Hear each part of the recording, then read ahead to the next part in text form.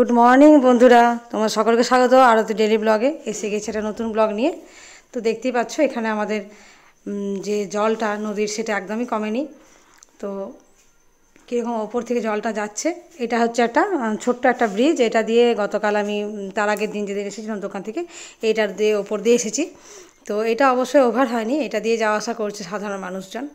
তো চলো আমি ভাবলাম তোমাদেরকে আবার দেখিয়ে দিই।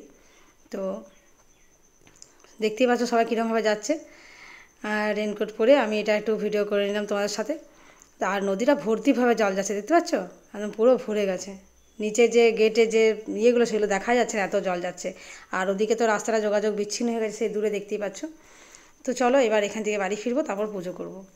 তো সকালবেলায় গেছিলাম একটু দেখতে, আর তোমাদেরকেও শেয়ার করলাম। তো আবার বৃষ্টি চলে এসেছে, দেখতেই পাচ্ছ। আর বৃষ্টি হলেও তো আর নিজের নিত্য যে কাজগুলো থাকে দৈনন্দিন, সেগুলো তো আর বন্ধ থাকলে চলবে না। তো সেই জন্য ভাবলাম চটপট পুজোটা করে নিই। তো ছাতা মাথা দিয়ে আমি কুয়ো থেকে জল তুলে নিয়েছি। আর এই যে বাড়িটা দেখতে পাচ্ছি শেডের তলের মধ্যে আমি বসে ঠাকুরের বাসনগুলো ধুয়ে নেবো আর বাকি কাজটা করে নেব। এইদিকে মেয়ে একটু পকোড়া ভাজছিল টিফিন খাওয়ার জন্য, তো ভাবলাম যে আমি একটুখানি হেল্প করে দিই। তো পুজো টুজো আমার হয়ে গেছে, তারপর এলাম এটা করে দেওয়ার জন্য। সকালই পুজোটা করে নিয়েছি, যেহেতু ওয়েদারটা খারাপ, অন্য কিছু কাজ ছিল না। তো চলো এটা ওদের করে দিই, আমি একটু রান্না দিটা বসাবো পরে। এত সুন্দর ওয়েদার আছে আজকে, আর সেই সঙ্গে খিচুড়ি করবো না তা তো হয় না। আর সবচেয়ে বড় কথা, আমার ছেলের আবদার, ও তো এক ফোঁটা বৃষ্টি পড়লে আগে বলে মা খিচুড়ি বানাও। তো গতকালকেও বলেছিল, সময় হয়নি। আর সেদিন আমার উপোসও ছিল, একাদশী পড়েছিল প্রত্যেকেরই, অবশ্য মা, শাশুড়ি মা, কর্তা আমার। তো সেই জন্য সেদিন কালকে করিনি। আর আজকেও বেশ সমান তালে বৃষ্টি পড়ছে, তাই ভাবলাম খিচুড়িটা চটপট সকাল সকাল বসিয়ে দিই। তো এখানে যে ভাতটা মোটামুটি ফুটে গেছে, ভাতটা কিছুটা ফুটে যাওয়ার পরেই আমি ডালটা দিয়ে থাকি। তো চলো তার সাথে কী হচ্ছে সেটাও দেখিয়ে দিই। আর এখানে আজকে আছে চিকেনটা করবো একদম ড্রাইভাবে কষা করবো। আজকে যদি বৃষ্টির দিন তো ভালো পিস ওই জন্য পাইনি, একটু এরকম পিসগুলো বেশি এসছে।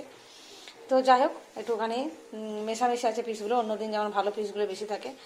তো যাই হোক বর্ষার দিনে আজকে তো বেশি কাটেনি, বেশি কাটলে ভালো মতো ইচ্ছে মতো পিসটা বেছে নেওয়া যায়। তো যাই হোক চলো আজকে এটা চিকেন কষা হবে, খিচুড়ি হবে আজকে মেনুতে। কমপ্লিট হয়ে গেছে। এখানে যে শাকটা সকালে তুলেছিলাম ওটা ভাজা হলো, এটাতে কড়াটাতে চিকেন আছে। চিকেনটা একটা গরম করবো খাবার সময় একটুখানি। খিচুড়িটা গরম আছে অবশ্য। এখানে আলু ভাজা, কুমড়ো ভাজা রেডি, ভাত বাড়বো এবার। থালাতেই চিটিয়ে গেছে সব, আর ঢাকা দিতে হয় না। এবার খাওয়া দাওয়া শুরু করছি। আর এখানে ভাজা হচ্ছে পাঁপড়, এই যে, আর ওদিকে হচ্ছে পোস্ত বড়া। আজকে মেনু পুরো জমে ক্ষীর। খাওয়া দাওয়া শুরু হয়ে গেছে, চলো। আর আমাদের খিচুড়ি হলেই কিন্তু হয় মাছের একটু মশলা মাখা করি, না তো কিন্তু চিকেন করি। তো আজকে চিকেনটা করতে ইচ্ছে করলো, ভাবলাম চিকেনটা করে দিই। আজকে এর সাথে আছে তোমার পোস্ত বড়া। আর মেয়ে এখন যেহেতু আমার কাছেই ছিল, এবার মেস চলে যাবে, তো সেই জন্য আমি ভাবলাম একটু চিকেনটাই করে দিই। বাইরে গেলে তো অতটা খাওয়া দাওয়া হয় না। তো একটু কুমড়ো ভাজা করেছি, আমার ছেলে কুমড়ো ভাজা খেতে ভালোবাসে, বেগুন ভাজাও খেতে পছন্দ করে না, মেয়েটা খায় অবশ্য। তো যাই হোক চলো, এইসব ভাজাভুজি হয়েছে। সব তো রান্না তোমরা দেখেইছো আগে যে কি করলাম না করলাম। তো থালাটা কিন্তু সাজানোটা বেশ হয়েছে, দেখে একটু বেশ লোভনীয় ভাব লাগছে। তো চলো তোমাদের কীরকম লাগলো সেটা অবশ্যই কমেন্ট করবে। বর্ষার দিনে খেয়ে আমাদের বৃষ্টি পড়লে খিচুড়িটা আমাদের বাড়িতে মাস্ট হয়ে গেছে এখন, ছেলের আবদারেই হোক আর আমার নিজেরও একটু বেশ পছন্দ আর কি এটা। আজ অনেক দিন পর হারমোনিয়ামটা নিয়ে বসলাম, এটা খোলা মাত্র এমন এই যে বেলোটা এমন চড়চড় শব্দ করলো না, এইগুলো বেলোটা চড়চড় করে উঠেছে। আজ কতদিন খোলা নেই, সব একটার সাথে একটা লেগে গেছিলো। এইগুলো চড়চড় করে শব্দ উঠতে আমি ঝুঁকে দেখলাম কী হলো ব্যাপারটা, দেখি তো। আজ কতদিন হারমোনিয়ামটা কতদিন পরে ছুটছি। আগে রেগুলার গান করা ছিল একটা রুটিন, এখন দোকান গিয়ে শপিং মল খুলেছি, সেখানে বসতে একবার করে টাইম দিতে আমার আর গান হচ্ছে না। তো গান আমি ছাড়বো না কোনোভাবেই, যত অসুবিধাতেই পড়ি গানটা কন্টিনিউ করার চেষ্টা করব। কি আসলে প্রথম খোলার একটা চাপ তো থাকেই, আর সমস্ত কিছু রেডি করা গোছানো, সেই লোডটা নিতেই সময়টা চলে গেল। এরপর আর অতটা লোড থাকবে না, একবার করে গানটা নিয়ে বসবো, একবার করে দোকান যাব, এইভাবে রুটিনটা সামলে নেব, চেষ্টা করবো সামলে নেবার। তো চলো, লোডশেডিংটা খুব আপ ডাউন করছে, কারেন্টটা যাচ্ছে আসছে, তো ভাবছি চট করে একটা গান করে নিই। চলো এখানে সন্ধ্যেটা দিয়ে দিলাম, গান গাইতে গাইতে একবার উঠলাম, উঠে সন্ধ্যে দিয়ে দিলাম। সন্ধ্যে হয়ে গেছে, আজ আর রাত্রেবেলায় কিছু খাবার বানাবার ইচ্ছে সেরকম নেই। তো দেখা যাক ছানা করা আছে, রুটি অল্প করা আছে। তো যে যা খুশিতে খাবে। আর আমার তরকারি টরকারি করার এনার্জি একদমই নেই, দেখা যাক মামনি কী খায় দেখি। তো চলো সন্ধে দিয়ে দিচ্ছি, আর একবার গানটা নিয়ে বসবো। আমি তোকে মারবো, না দিবি না, সত্যি হাত ব্যথা করছে, আমার হাতটা ব্যথা করছে, এত বরফ দিস না,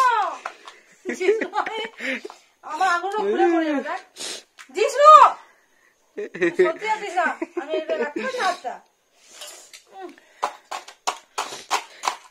তোকে তো পিঠাটা ধরে দিস, আবহাওয়াটা এমনি ঠান্ডা হয়ে গেছে। তুমি কিছু বলবে একে? সিরিয়াসলি আমি মারবো, আমাকে উঠতে দেখবে।